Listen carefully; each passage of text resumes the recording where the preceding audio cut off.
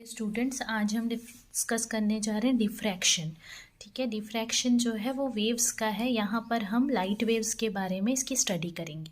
तो डिफ्रैक्शन मतलब क्या होता है कि जब भी जो लाइट वेव्स हैं वो किसी भी ऑब्स्टेकल के कॉर्नर में बेंड हो जाती हैं तो कहलाता है ये चीज़ डिफ्रैक्शन ऑफ वेव्स। अगर आपने एक सोर्स रखा हुआ है, कोई भी लाइट का सोर्स, उसके सामने एक ऑब्स्टेकल रखा हुआ है और उसके आगे आपने स्क्रीन रखा है सपोज, तो फिर आप देखोगे कि जो बेंडिंग हो जाती है लाइट वेव्स की वो कहलाती है आपकी डिफ्रैक्शन। इसके लिए एक एक्सपेरिमेंट हम देखते हैं।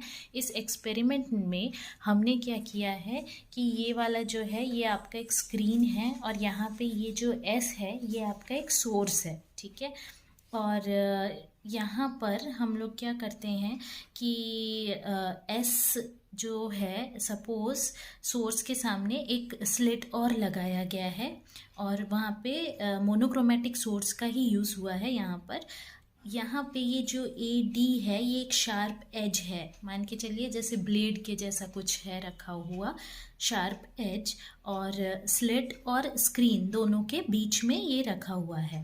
ठीक है, इस तरीके से रखा होना चाहिए कि स्लिट, स्क्रीन और ये स्ट्रेट एज, ये तीनों ही जो हैं वो प्लेन ऑफ पेपर के परपेंडिकुलर हैं। ठीक है, यानी ऐसे खड़े हैं तीनों। ठीक, तो रेक्टिलिनियर प्रोपगेशन यानी जो हम ऐसा सोचते हैं कि लाइट रे जो है वो सीधे सीधे स्ट्रेट लाइन में ट्रेवल करती है, उसके हिसाब से ऐसा होना चाहिए कि इतना पोर्शन हमारे को डार्क मिलना चाहिए, क्योंकि यहाँ पे तो ये एज रखा हुआ है इसीलिए, और इतना पोर्शन जो है वो चमकीला या इल्यूमिनेटेड मिलना चाहिए। लेकिन होता क्या है यहाँ पर कुछ ऐसा मिलता है हमारे को कि जो डार्क रीजियन की जो हम बात कर रहे थे वहाँ पर कुछ लाइट जो है वो एंटर कर जाती है। ये जो बनाया हुआ है ये असल में इंटेंसिटी डिस्ट्रीब्यूशन को शो किया हुआ है। तो यहाँ पे कुछ लाइट यहाँ पे एंटर कर जा रही है इस डार्क वाले रीजियन में। ये वाला रीजियन तो आपको इल्यूमिनेटेड ही मिल रहा है, यहाँ पे लाइट हमारे को मिल रही है बराबर, लेकिन यहाँ पे जो पूरा डार्क होना चाहिए था अकॉर्डिंग टू कि लाइट रेज सीधी सीधी ट्रेवल करती होंगी, यहाँ पे कुछ लाइट रेज एंटर कर रही है। तो ये जो ऑल्टरनेट वेरिएशन है इंटेंसिटी का, लाइट के इंटेंसिटी का शैडो के पार भी, ठीक है, और लाइट का प्रेजेंस शैडो में, वो कहलाता है आपका डिफ्रैक्शन। इसका सीधा मतलब ये हुआ कि लाइट जो है वो बेंड हो गई है, यहाँ पे इस ऑब्स्टेकल के कॉर्नर में बेंड हो गई है, तो ये है आपका डिफ्रैक्शन। इसी तरीके से डिफ्रैक्शन के लिए बहुत सारे एक्सपेरिमेंट्स किए जाते हैं। सपोज आप एक बहुत ही पतला सा पीस ऑफ क्लॉथ लें और उसमें से एक बहुत पतला सा होल बनाए और उससे किसी लाइट को अगर आप देखते हो तो फिर वहाँ पर आपको ऑल्टरनेट फ्रिंजेस मिलेंगी। ये फ्रिंजेस मतलब क्या होती है, ऑल्टरनेट लाइट के बैंड्स मिलेंगे, एक ब्राइट होगा एक डार्क होगा। ठीक है, इसका एक्सप्लेनेशन दिया फ्रेनेल ने कहा, उन्होंने डिफ्रैक्शन को बताया हाइगन्स वेव थ्योरी के अकॉर्डिंग। उन्होंने ये बताया कि जो हाइगन वेव थ्योरी है वो ये कहती है कि जो इंसिडेंट वेव फ्रंट, जो सोर्स ऑफ लाइट में से इंसिडेंट वेव फ्रंट है, ये सोर्स ऑफ लाइट जो भी आपके पास था उसमें से जो वेव फ्रंट इंसिडेंट हो रही होती है इस ऑब्स्टेकल पे, तो उसका कुछ ही हिस्सा जो है वो इस ऑब्स्टेकल से टकराता है और बाकी हिस्सा जो है वो नहीं टकराता है। इतना हिस्सा नहीं टकराया, तो इतना हिस्सा जो नहीं टकराया उसमें से सेकेंडरी वेवलेट्स जो हैं वो ओरिजिनेट होती हैं और दरअसल वो ही जो है आगे बढ़ के इंटरफेयर करती हैं, उनकी वजह से इंटरफ्रेंस होता है। ठीक है, प्लेन वेव फ्रंट का वो हिस्सा जो कि ऑब्स्टेकल से कवर अप नहीं होता है, उसमें से सेकेंडरी वेवलेट्स निकलती हैं और वो जो है वो आपस में इंटरफेयर करके डिफ्रैक्शन पैटर्न को प्रोड्यूस करती हैं। ठीक है, तो यहाँ पर हम देख सकते हैं कि डिफ्रैक्शन पैटर्न को ये सेकेंडरी वेवलेट्स जो हैं ये प्रोड्यूस करती हैं। और डिफरेंस हमको यहाँ पे ज़रूरी है जानना, इंटरफ्रेंस और डिफ्रैक्शन ये दोनों ही जो हैं ये लाइट के ही फेनोमेना हैं, लेकिन इंटरफेरेंस का कारण कुछ और होता है और डिफ्रैक्शन का कारण कुछ और होता है। तो इंटरफेरेंस जो होता है वो सुपरपोजिशन से होता है। किसके सुपरपोजिशन से? दो आपको वेव फ्रंट लेना होता था, दो कोहेरेंट सोर्स आप लेते थे। कोहेरेंट सोर्सेस मतलब कौन से सोर्सेस होते थे?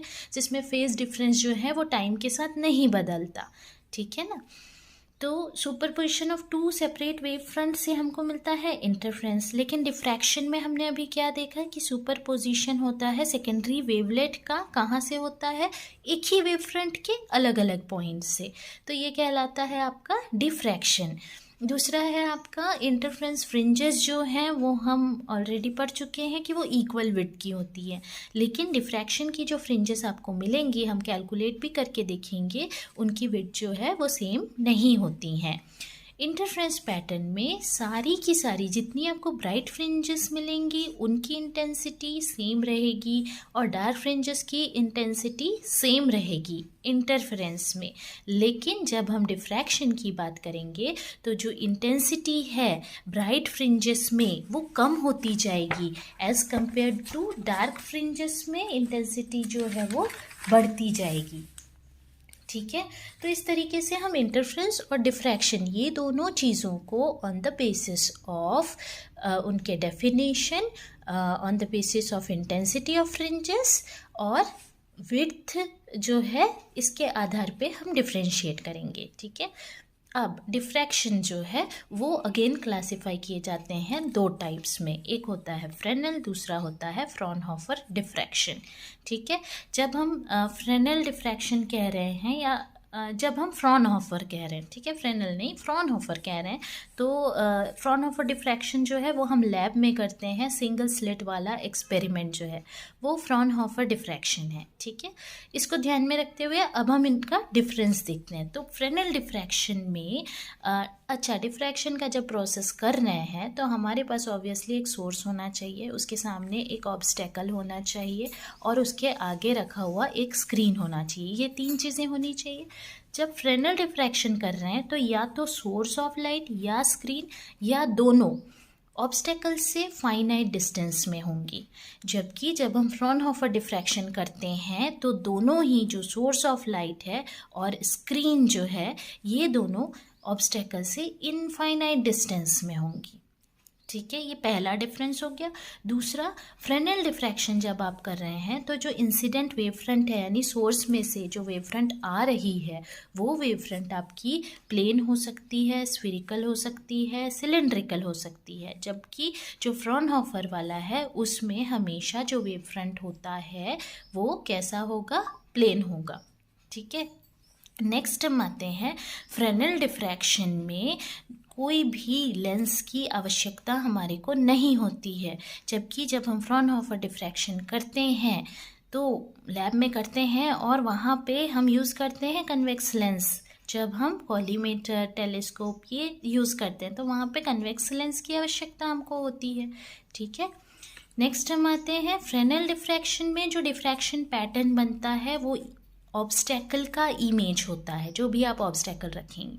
जबकि फ्रॉनहोफर में ये क्या होगा? सोर्स का इमेज होगा। डिफ्रैक्शन का जो पैटर्न बन रहा है, डिफ्रैक्शन का पैटर्न जो सोर्स, जैसे हम सोडियम लेते हैं तो हमको जो भी डिफ्रैक्शन पैटर्न मिलता है वो येलो कलर का मिलता है, उसमें अल्टरनेट ब्राइट डार्क फ्रिंजेस मिलती हैं, तो वो किसका इमेज हुआ? सोर्स का इमेज हुआ, ठीक है। फ्रेनेल डिफ्रैक्शन में जो इंटेंसिटी है लाइट की, मेन हमारा उद्देश्य क्या है फ्रेनेल फ्रॉनहोफर डिफ्रैक्शन स्टडी करने का? वो ये है कि इंटेंसिटी ऑफ लाइट को हम जान सकें।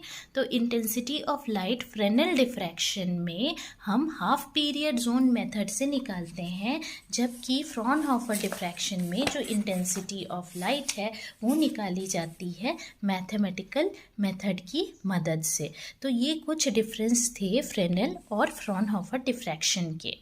तो हमने सबसे पहले देखा डिफ्रैक्शन, डिफ्रैक्शन का एक्सपेरिमेंट, डिफ्रैक्शन का रीज़न या एक्सप्लेनेशन, ठीक है। देन हमने इंटरफेरेंस डिफ्रैक्शन, ये दोनों में ही डिफरेंस देखे, और फिर finally Fresnel and Fraunhofer diffraction. Next हम फ्रेनेल का डिफ्रैक्शन जो है उसकी स्टडी करेंगे। तो आज के लिए इतना ही। Thank you.